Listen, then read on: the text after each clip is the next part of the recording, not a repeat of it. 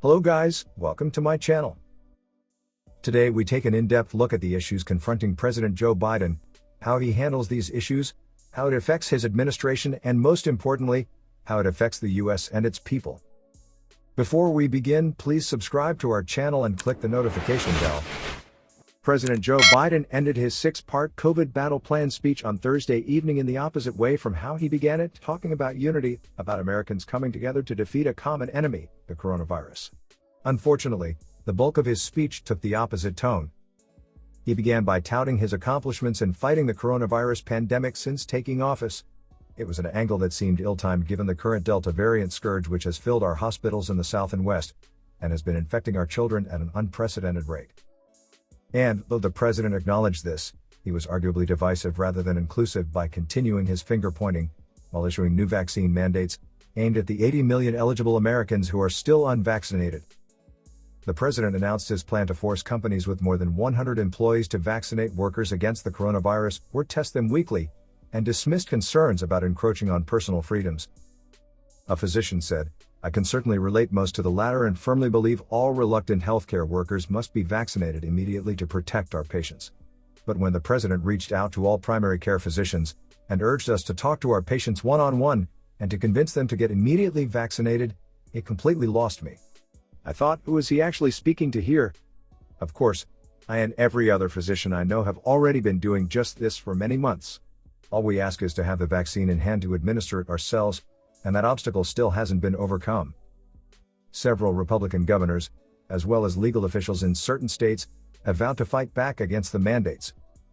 Following Biden's vaccine mandate announcement, Oklahoma Attorney General John O'Connor released a statement and announced that he and his team are preparing litigation to defend residents in the state from overreach of the federal government. "We respect the right of Oklahoma businesses and individuals to make healthcare decisions for themselves and their families," O'Connor said. "My office will vigorously oppose any attempt by the federal government to mandate vaccines. We are preparing litigation to stand up for our rights and defend the rule of law against the overreach of the federal government." Fox News host Jesse Watters slammed President Biden on Tucker Carlson Tonight Show, saying the president is threatening the unvaccinated more than he's threatening the Taliban. It's the same exact story that we saw with the CDC's eviction moratorium. First, Joe Biden said he wouldn't do it. Then, he did it anyway. So, there's no legal justification at all. If the vaccines work, why do the vaccinated need protection from the unvaccinated? Joe Biden didn't say. He also didn't explain why vaccinated travelers still need to wear masks on airplanes. Instead, Joe Biden announced steeper fines for travelers who don't obey. The irony is that while Joe Biden was announcing these mandates, Kamala Harris spoke out against government interference in what she called personal well-being decisions. Now Republicans are responding. Republican National Committee (RNC) Chairwoman Ronna McDaniel announced that the RNC intends to sue President Joe Biden over new COVID-19 vaccine mandates, which directly impact the private sector. McDaniel said in a statement Joe Biden told Americans when he was elected that he would not impose vaccine mandates. He lied. Now small businesses, workers, and families across the country will pay the price. Like many Americans, I am pro-vaccine and anti-mandate, McDaniel added. Many small businesses and workers do not have the money or legal resources to fight Biden's unconstitutional actions and authoritarian decrees, but when his decree goes into effect, the RNC will sue the administration to protect Americans and their liberties. There's been no good news as Biden's rough summer puts Democrats on high alert. The party is all too aware of what happened to the last two Democratic presidents after a turbulent first 2 years. Joe Biden was billed as the steadying antidote to 4 turbulent years of Donald Trump. But after being buffeted this summer by one crisis after another, COVID, Afghanistan, wildfires in the West and Hurricane Ida in the East, his young presidency is confronting a make-or-break fall. Biden was forced to respond to the release of a weak August jobs report. Then it was off to Louisiana, where he surveyed hurricane damage. The Caldor fire that was scorching the Lake Tahoe region slowed over the weekend. But new wildfires were burning in California, and on Tuesday he was visiting storm-ravaged areas of New York and New Jersey. The Delta variant, meanwhile, has thrown the country into another wave of COVID. That confluence of events has Biden's approval ratings at record lows, and Americans are also growing increasingly pessimistic about the direction of the country. In the 6 months immediately following Biden's inauguration, the percentage of adults who said things have seriously gotten off on the wrong track dropped by about 20 percentage points. But over the past 2 months, that rate of dissatisfaction has climbed steadily higher and is now above 60%. It isn't just Afghanistan that has harmed Biden's standing. Public approval of his handling of the coronavirus pandemic, which had floated above 60% for much of the year, now rests in the low 50s, according to the 538 polling average. But the chaotic withdrawal of U.S. troops from Afghanistan, including the deaths of 13 U.S. service members in a terrorist attack, may prove the most damaging. Not too long ago, supporters imagined Joe Biden might be the next LBJ, and perhaps they were right, just not how they thought. Biden bears no resemblance to the Lyndon B. Johnson who entered office after the assassination of John F. Kennedy in 1963 with a 75% approval rating and over the next couple of years passed a raft of historic legislation. No, if there's any comparison, it is to the LBJ, who by 1967 had seen his approval rating dip underwater in a deeply riven country. The best case for Biden was that he could ride in the slipstream of good economic growth and a receding pandemic, beaten back by the vaccines that began to be administered before Biden took office. Instead, the labor market is still rocky and the Delta variant has surged, leading to headlines about overstretched healthcare systems that most people assumed that we'd left behind in the spring of 2020.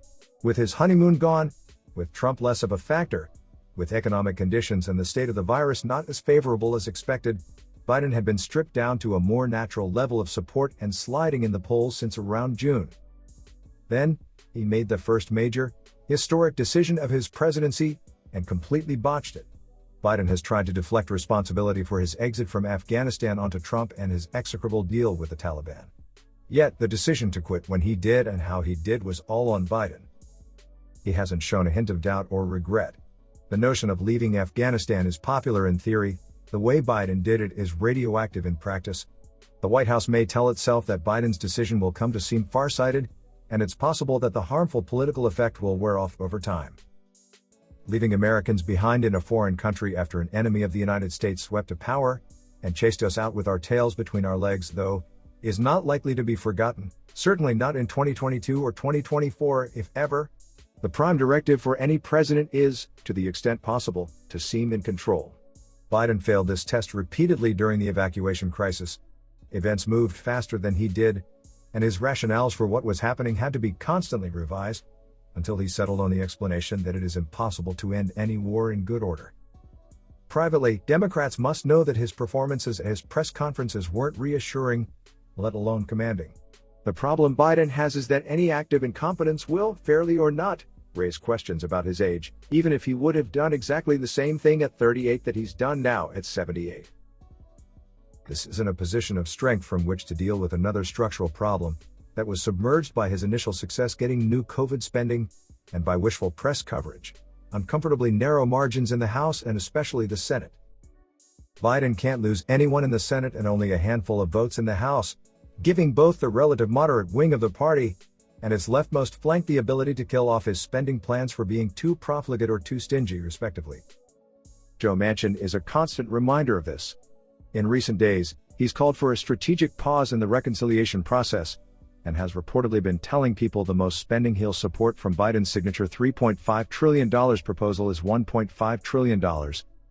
Both a significant delay and a much reduced number could upset the delicate balance that Democratic leaders need to maintain to try keep all factions on board, both the bipartisan infrastructure deal and the reconciliation bill.